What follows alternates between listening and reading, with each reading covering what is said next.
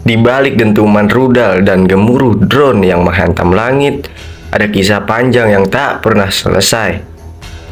Bukan cuma soal tanah, bukan hanya soal agama. Ini soal dendam sejarah. Dan tentang dua kekuatan besar yang terus bertarung di balik layar, Iran dan Israel. Bagaimana semuanya bermula, apa yang mereka perebutkan, dan apakah kita sedang menyaksikan awal dari perang dunia berikutnya?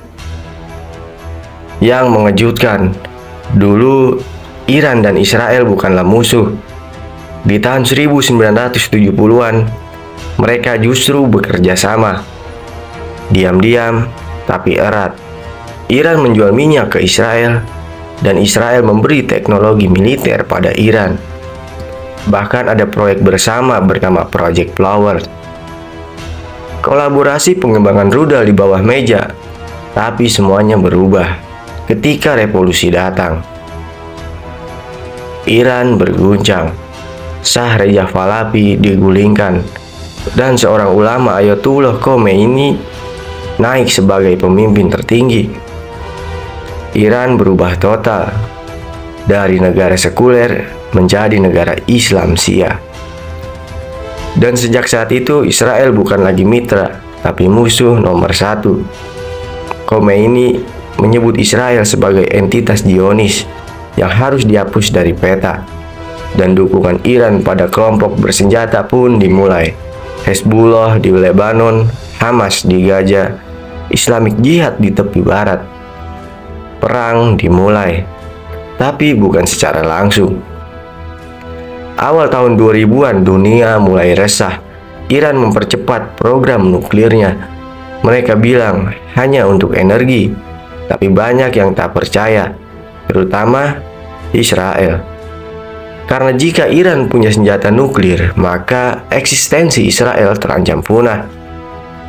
Maka muncullah langkah-langkah misterius, seperti virus komputer yang menghancurkan sistem di reaktor Natanz. Ilmuwan nuklir Iran satu persatu dibunuh dalam operasi rahasia.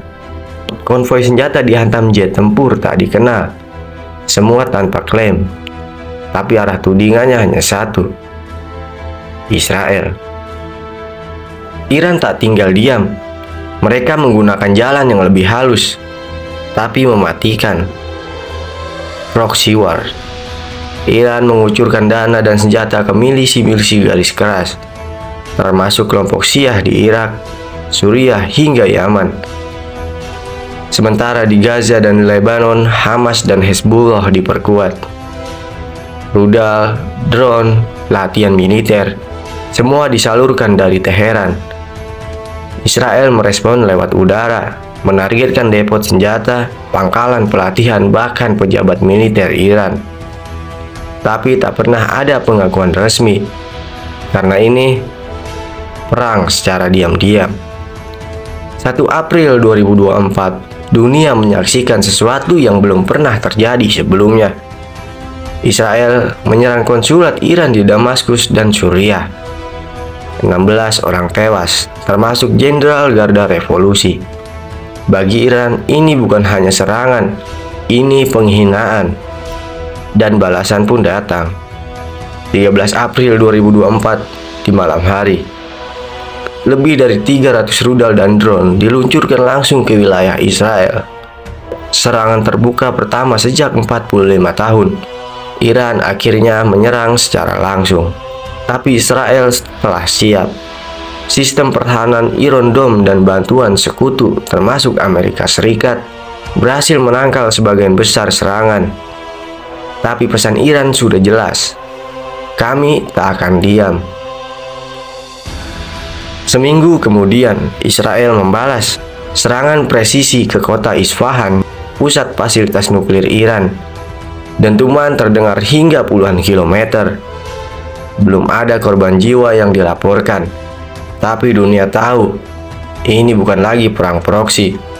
Ini adalah babak baru, konflik terang-terangan. Negara-negara Teluk waspada. Rusia, China, dan Amerika Serikat semuanya ikut menghitung langkah. dunia sedang menahan napas. Lalu, apa yang sebenarnya diperebutkan? Apakah ini soal agama, politik, atau harga diri? Sebenarnya ini adalah campuran dari semuanya. Siapa yang menguasai Timur Tengah, siapa yang memimpin dunia Islam, siapa yang bertahan, dan siapa yang akan tumbang. Bagi Iran, mereka berjuang demi Palestina dan kekuasaan regional. Bagi Israel, ini adalah tentang bertahan hidup. Dua ideologi, dua sejarah, dua mimpi besar yang bertabrakan sejak puluhan tahun lalu. Hari ini, kita mungkin melihat rudal di langit, tapi sejatinya, ini adalah sejarah panjang yang tak pernah benar-benar berakhir.